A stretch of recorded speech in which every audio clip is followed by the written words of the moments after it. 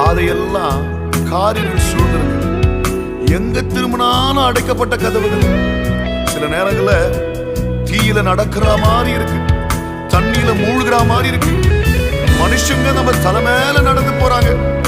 நடக்கும் என்று நினைத்தது முடிந்து போய்விட்டது. எல்லாம் முடிஞ்சதுன்னு நினைக்கும் போது ஆண்டவர் ஒரு புதிய ஆரம்பத்தை கொடுத்து மறுவாழ்வை தருகிறார். என் பாதை எல்லாம் அந்த